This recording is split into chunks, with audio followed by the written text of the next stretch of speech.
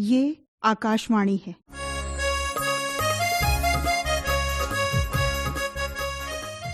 चलती रहे जिंदगी प्रस्तुत है आकाशवाणी और विज्ञान प्रसार के संयुक्त प्रयास से तैयार सतत विकास और आपदाओं की समझ और प्रबंधन पर आधारित विज्ञान धारावाहिक चलती रहे जिंदगी की 47वीं कड़ी, बड़े शहरों की परिवहन व्यवस्था।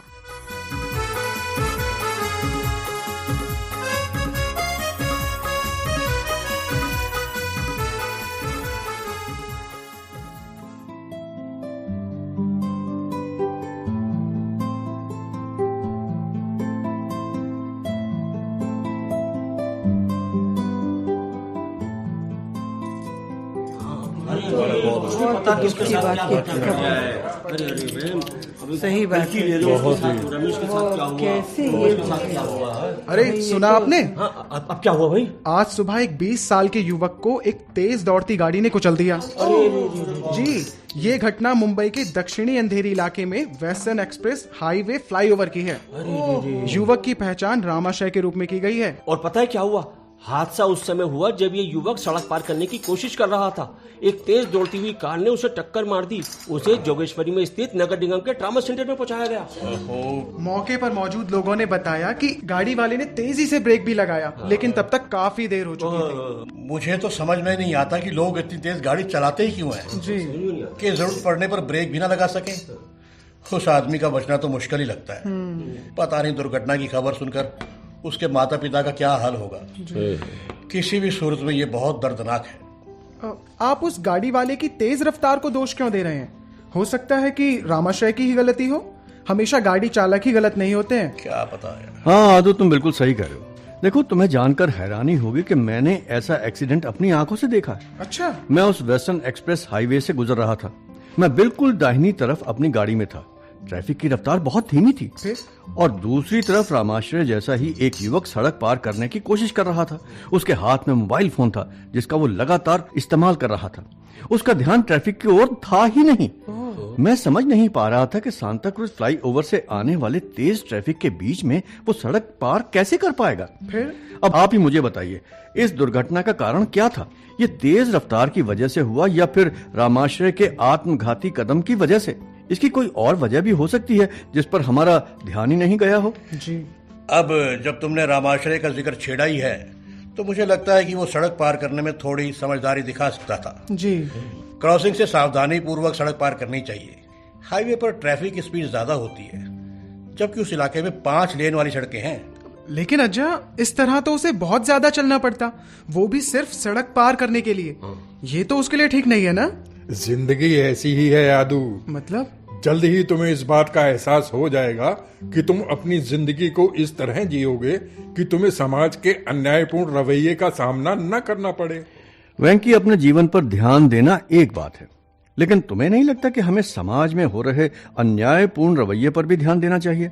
इसमें बदलाव लाने की कोशिश करना भी उतना ही जरूरी है। अब मान लो कि मेरी मंजिल यहां से 40 मीटर दूर है और सड़क पार करने के लिए मुझे 100 मीटर दूर क्रॉसिंग तक जाना पड़े और फिर 100 मीटर लौटकर आना पड़े, यानी 40 मीटर की दूरी तय करने के लिए 240 मीटर चलना पड़े। तो क्या ऐसा करना ठीक है? भाई, सड़क पार करने के लिए फुट ओवर ब्रिज का इस्तेमाल करना पड़ता है। अब उसमें भी कितना ज्यादा समय और मेहनत लगती है। अब इस सब से बचने के लिए तो मैं भी उसी जगह से सड़क पार करने का जोखिम उठा लूंगा। क्या है ना? अब तुम खुद ही सोचो भाई कि जब 40 मीटर का आसान रास्ता होगा, फिर चाहे वो जोखिम भरा ही क्यों ना हो, और उसी जगह पहुंचने के लिए अगर 400 मीटर चलने का विकल्प होगा तो कोई भी कम मेहनत वाला विकल्प ही चुनेगा, है कि नहीं? ये बात सही है। और वैसे भी क्रॉसिंग पर गाड़ियां कौन सी रुक जाती हैं? बिल्कुल। कई बार तो लाल बत्ती का भी ख्याल नहीं रखती हैं। सही बात। और मेरी जिंदगी खतरे में डाल देती हैं, है?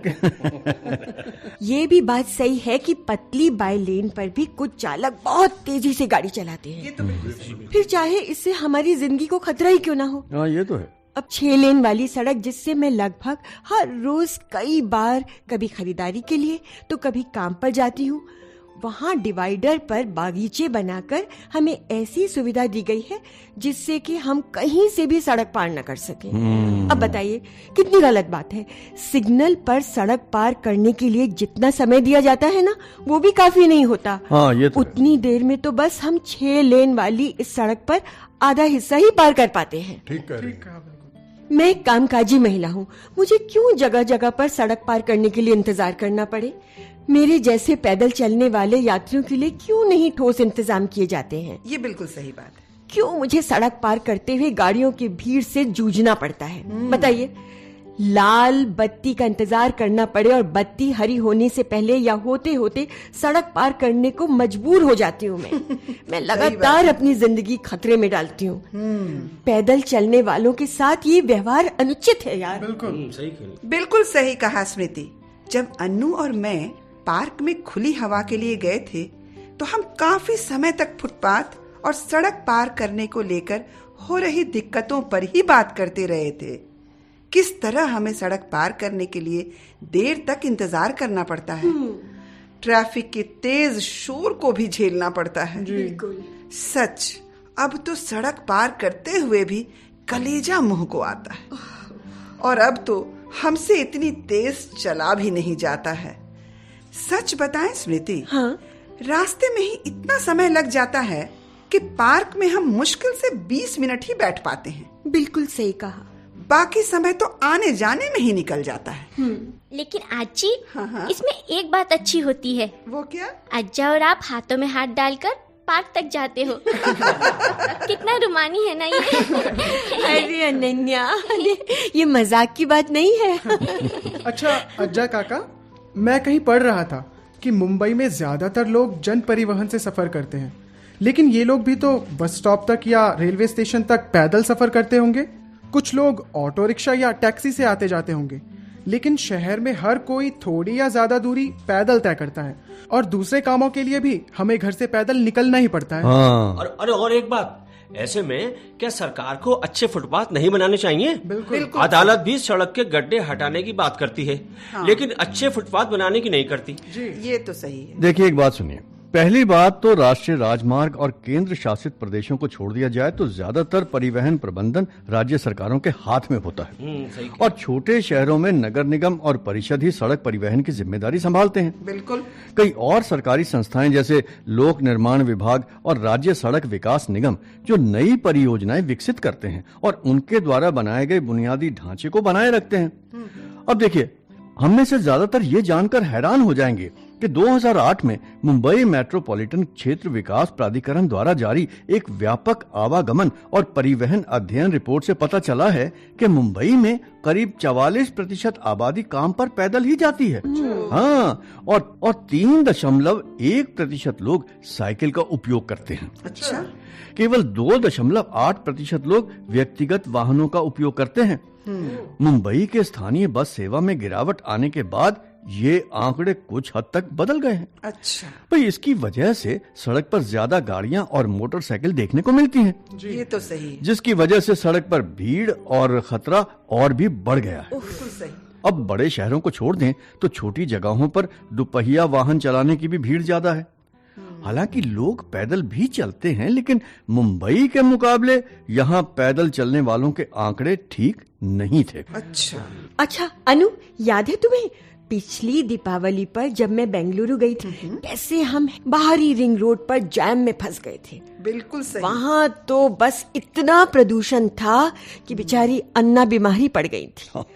देखो, अगर हम किसी ऐसी जगह पर ऑटो में सफर करें जहाँ की हवा शुद्ध हो तो भाई मजा आ जाता है। जब तक कि गर्मी बहुत ज्यादा ना हो, ऑटो का सफर अच्छा ही लगता है। फिर चाहे सड़क ऊबड़ खाबड़ हो, जबकि ट्रैफिक वाले इलाके में ऑटो से सफर करना उतना ही मुश्किल होता है। अब एक बात और, मैं किसी भी छोटे परिवार के संदर्भ में ये बात कहना चाहता हूँ। क्या? ज्यादातर परिवारों में माता पिता और 1 या 2 बच्चे होते हैं। बिल्कुल। पहली बात तो ये कि छोटे बच्चे को हाथ में लेकर बाइक पर सवार होना काफी खतरनाक है। ये तो बिल्कुल सही कहा। कुछ पैसे और समय बचाने के लिए हम अपने बच्चों के भविष्य को जोखिम में डाल देते हैं। हो सकता है कोई दुर्घटना में बच जाए, लेकिन अगर सिर पर लगी चोट गहरी हो तो बच्चे को पूरा जीवन विकलांगता में गुजारना पड़ सकता है। ये तो बिल्कुल सही है। अच्छा काका, आपको ये सब कैसे पता? छोटी, ये पढ़े लिखे व्यक्ति हैं। उन्होंने इस समस्या के बारे में काफी कुछ पढ़ा है। अच्छा। और अपने काम में इसका भरपूर इस्तेमाल करते हैं। जी तुम उनसे ट्रैफिक के शोर पर भी बात कर सकती हो। बिल्कुल क्यों नहीं। देखो छोटी, शोर जो है वो एक बहुत ही बड़ा विषय है। अच्छा। अभी के लिए बस इतना ही समझ लो कि सड़क पर बढ़ते हुए वाहनों की वजह से ट्रैफिक का शोर भी बढ़ रहा है और इससे होने वाला नुकसान भी।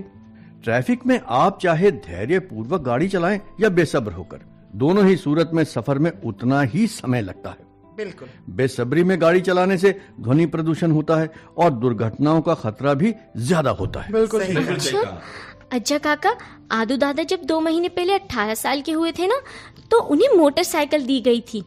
अप्पा मुझसे कहते हैं कि मुझे साइकिल नहीं मिल सकती। मैं भी तो 13 साल की हो गई हूँ ना, तो ये भेदभाव करना हुआ ना। बिल्कुल। वो कहते हैं सड़कें साइकिल चालकों के लिए सुरक्षित नहीं। सच्चाई ये है कि अखबारों में मोटरसाइकिल हादसों की ज्यादा खबरें आती हैं, ना कि साइकिल चलाने वालों की। अद्दू दादा से मेरी कोई दुश्मनी नहीं है, लेकिन सड़क पर मोटरसाइकिल सवार बहुत असुरक्षित है। तो अप्पा ने दादा को मोटरसाइकिल क्यों दिलाई? जी बताइए। भाई छोटी, ये बात तो तुम बिल्कुल ठीक कर रही हो। वैसे भी दुपहिया वाहन चलाने वालों के लिए सड़क बहुत ही असुरक्षित है, फिर चाहे वो स्कूटर हो, साइकिल हो या मोटरसाइकिल। देखिए, एक बात तो है, क्या? मोटरसाइकिल सवार तो जानबूझकर खतरा मोल लेते हैं। वो कैसे? वो छोटी छोटी जगहों से मोटरसाइकिल निकालने की कोशिश करते हैं जी, और तेज रफ्तार से मोटरसाइकिल चलाते हैं।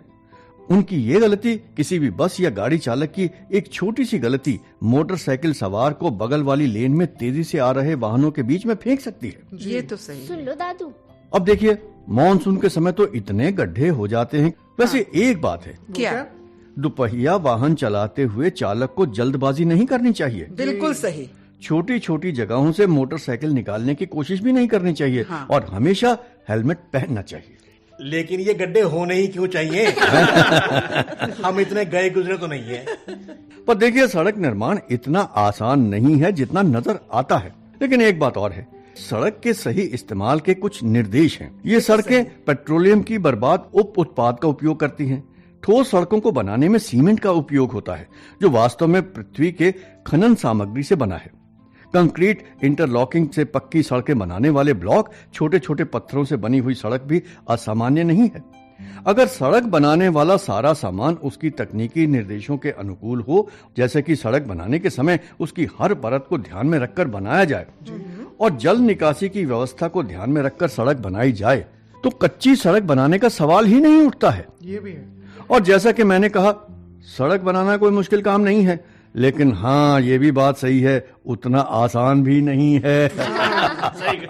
पश्चिमी एक्सप्रेस हाईवे पर मेट्रो रेल का काम भी शुरू हो चुका है।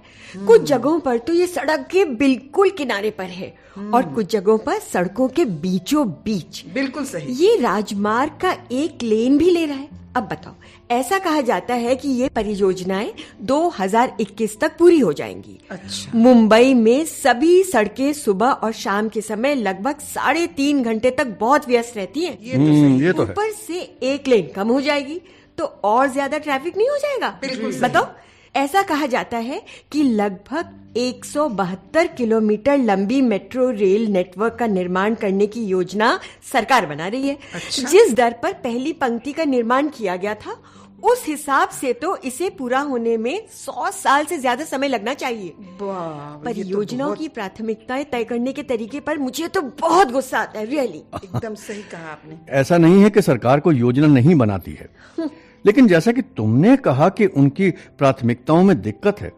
देखो, तेजी से विकसित हो रहे शहरों में बड़े पैमाने पर परिवहन की जरूरत है, इसलिए उपनगरीय रेल और मेट्रो की कल्पना की गई है। ये तो सही है। मेट्रो रेल आधुनिक तकनीक के साथ आता है, लेकिन लागत बहुत अधिक है। जी।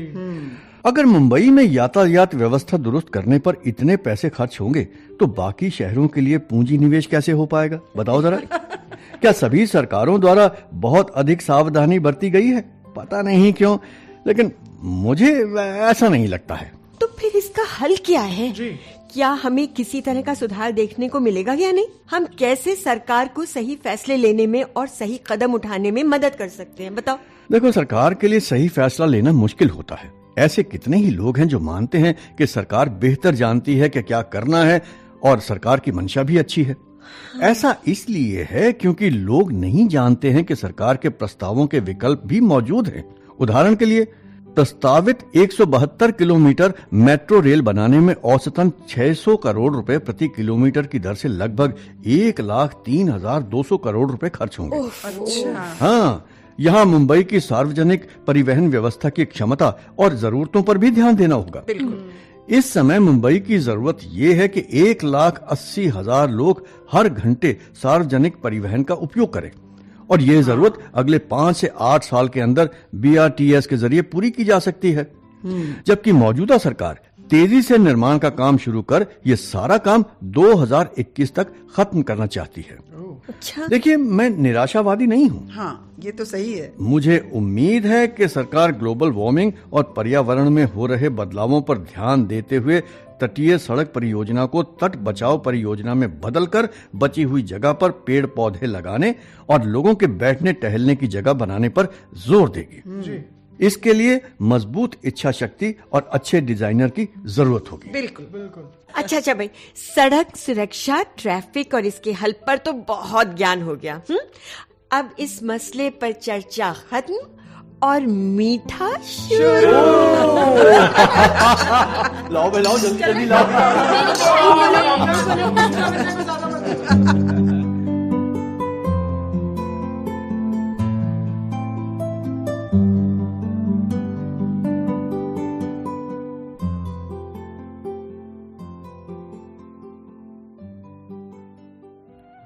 चलती रहे जिंदगी। अभी आप आकाशवाणी और विज्ञान प्रसार के संयुक्त प्रयास से तैयार प्राकृतिक आपदाओं की समझ और प्रबंधन पर आधारित विज्ञान धारावाहिक चलती रहे जिंदगी की 47वीं कड़ी सुन रहे थे। बड़े शहरों की परिवहन व्यवस्था। समन्वय दिलीप झा, डॉक्टर चंद्र मोहन और डॉक्टर BK त्यागी। आलेख एवं अनुसंधान सुधीर बदामी। हिंदी अनुवाद नेहा त्रिपाठी। निर्देशन काजल सूरी। प्रस्तुति सहायक आख्या जयवर्धन। भाग लेने वाले कलाकार थे माला कुमार, सुमन शुक्ला, नौशीन बेगम, दक्षा शर्मा, ऋषि उनियाल, SM शरीफ, विश्व दीपक त्रिखा, माला तातरवे और कमल साथी। साथियों, अभी जाइए नहीं, अब समय है आपसे किए जाने वाले सवालों का। हम आपसे 2 प्रश्न पूछेंगे। सही उत्तर भेजने वाले श्रोताओं को लकी ड्रॉ द्वारा निकाले गए परिणामों के आधार पर विज्ञान प्रसार द्वारा आकर्षक पुरस्कार दिए जाएंगे। हमारा आज का पहला प्रश्न है, मुंबई मेट्रोपॉलिटन क्षेत्र विकास प्राधिकरण द्वारा वर्ष 2008 में जारी की गई रिपोर्ट के अनुसार मुंबई की कितनी प्रतिशत आबादी पैदल काम पर जाती है? सवाल एक बार फिर, मुंबई मेट्रोपॉलिटन क्षेत्र विकास प्राधिकरण द्वारा वर्ष 2008 में जारी की गई रिपोर्ट के अनुसार मुंबई की कितनी प्रतिशत आबादी पैदल काम पर जाती है? और दूसरा प्रश्न है, पश्चिमी एक्सप्रेस हाईवे पर कितने किलोमीटर लंबे मेट्रो रेल नेटवर्क के निर्माण करने की योजना है? सवाल एक बार फिर, पश्चिमी एक्सप्रेस हाईवे पर कितने किलोमीटर लंबे मेट्रो रेल नेटवर्क के निर्माण करने की योजना है? हमारा पता नोट करें। विज्ञान धारावाहिक चलती रहे जिंदगी द्वारा केंद्र निदेशक, कमरा नंबर 615, नव प्रसारण भवन, आकाशवाणी, संसद मार्ग, नई दिल्ली 110001। आप अपने उत्तर ईमेल द्वारा भी भेज सकते हैं। हमारा ईमेल आईडी है radio@vigyanprasar.gov.in। श्रोताओं, हमें इंतजार रहेगा आपके पत्रों का। जवाबों के साथ अपना पूरा नाम, पता, आयु, व्यवसाय, यदि विज्ञान क्लब से जुड़े हैं तो कुल सदस्यों की संख्या लिखना ना भूलें। हाँ, अगर आपके मन में कोई प्रश्न या जिज्ञासा हो तो वो भी लिख भेजिएगा। धारावाहिक चलती रहे जिंदगी की अगली कड़ी इसी दिन और इसी समय लेकर अगले सप्ताह हम फिर उपस्थित होंगे। नमस्कार, शुभकामनाएं।